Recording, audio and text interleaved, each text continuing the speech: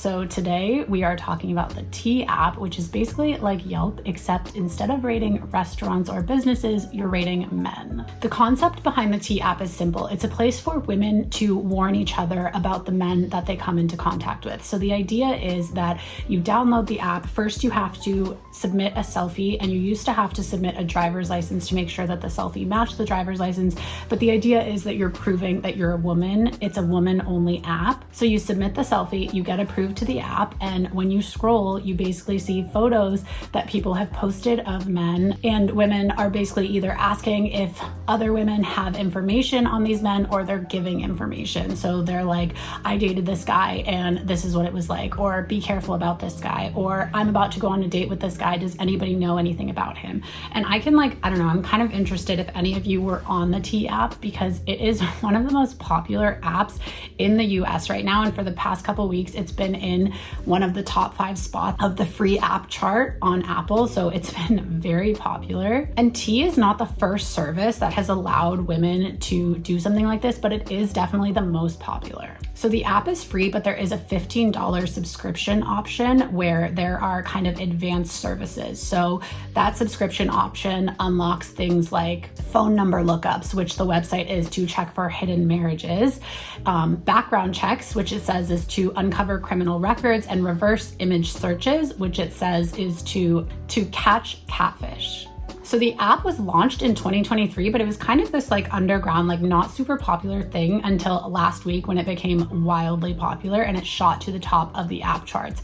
But in some corners of the internet, there was outrage over the entire concept of the T app. So I was looking around and I saw the R Men's Rights Reddit forum, which if you know, you know, and people were commenting and posting about wanting to report the app, and basically that it was totally unfair to have an app like this, and that if there was basically the equivalent for men to talk about women, that it would be taken down, and that it was this totally sexist thing. And it's interesting because the conversation around T has really revolved around whether this is a reasonable thing for women to do in the face of the dangers that they may face while dating, or if it's just this sexist kind of misandrist response to modern dating. So someone commented, for example, on the men's rights subreddit and said, I deserve to know my date's STD history, body count, etc. So you can see where the conversation kind of went off the rail. I also saw this viral post on X that was viewed over 14 million times, in which at mid-30s Manhattan wrote, gonna make an app called Coffee where the boys can warn each other on which girls are absolutely rammed through.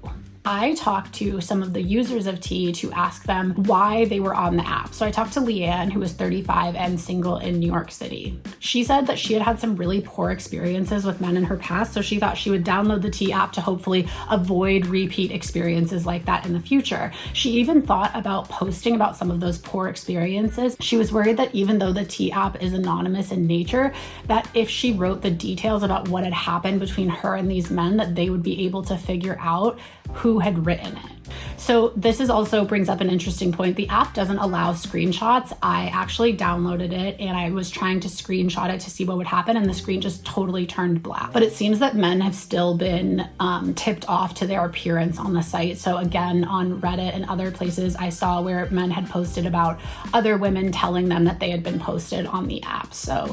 But Leanne told me, being a single woman in today's world, it can lead to a lot of dangers. People want to avoid and try to manage that if they can. But Leanne also told me that it was kind of discordant and jarring to see what kind of posts were on the app. So there were things about really serious issues like alleged assault next to posts about men allegedly not paying for dinner, which is okay, some women might want men to pay for dinner, but it's not obviously as serious to warn someone about that as it would be about if a man were potentially dangerous. So Leanne said, okay, a man not paying for dinner is something I would probably like to know, but it's not the same for me as a safety concern. But she did say that the most common complaint that she saw on the app was women posting about men who would send them unsolicited nude pictures or pressure them to send their own. But she said women throughout history have done whatever needed to keep themselves safe, and this is just the newest iteration of it, which really tracks for me. So I'm interested if you guys think if that T is like this totally like novel thing or just another way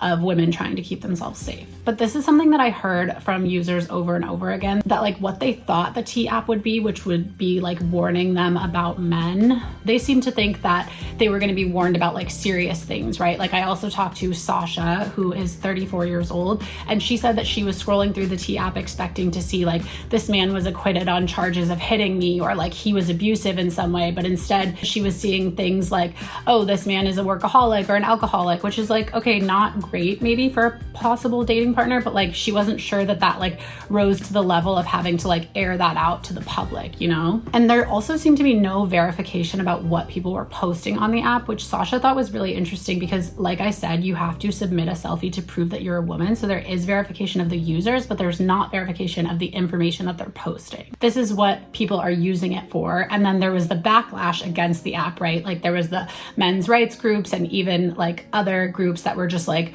wait, this is not fair. And that backlash reached new heights on July 25th when hackers released 72,000 images from the website. And they were those selfies and driver's license that I told you that people had to submit to verify that they were women. Those were released on 4chan. And in a statement, T said they were launching a full investigation into the breach. But when I talked to Sasha, she was saying like, well, I do really worry for women who are warning people about a real abuser and now their photo is floating out there, and potentially the man who could have done something dangerous to them or acted in a dangerous way now knows that they were on the website. And so what this app that was supposed to safeguard women is potentially putting them in more danger in that way. There was also a second data breach. So this was reported by 404 Media, and more than 1 million messages discussing sensitive topics like abortion or cheating were released. And in the days following the data leak, I actually found a website that was created from the selfies and driver's licenses that were released in the data breach. And it was a website on which visitors could vote on the selfies taken from the breach. So basically you would go on this website and you would vote on the selfies, and basically like who was better looking was the idea, or like who was hotter.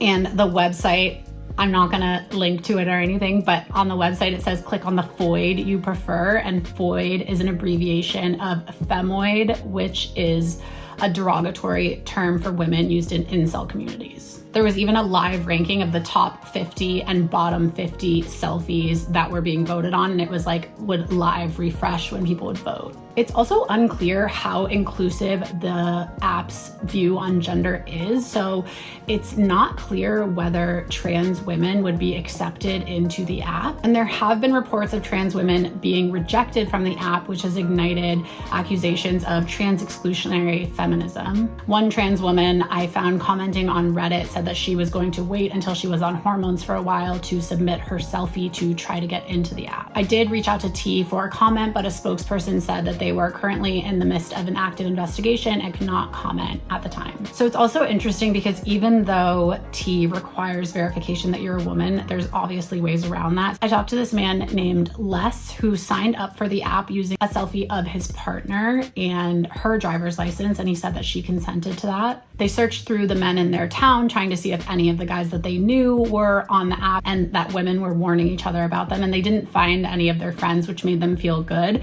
But Les also told me that it's kind of like the app is like a source of entertainment for him and his partner. So when they're in new cities, they'll sit down and like scroll through the app because it's based on geography. So they'll be like, oh, I wonder what's going on in this town, like with the men in this town. And he was telling me that one time he saw this post about a woman who had concerns that her husband was cheating on her, and that another woman commented who said that she was the woman who the man was cheating with, and then it devolved into a fight about who was the better sexual partner. So this exchange was obviously far from the idealized purpose of the app, which is supposed to be protecting women. So I talked to Brianna, a 22-year-old who uses T, and she told me, we are so reliant on our phones to tell us what's the right choice. We forget that we can make these choices ourselves. And I do understand that, but I also think that dating for women can be full of fraught and sometimes dangerous choices. And T is an imperfect solution to a real issue. But the imperfect nature of the app and the data breaches that it has faced in the past weeks has not stopped people from downloading promoting it because at the time of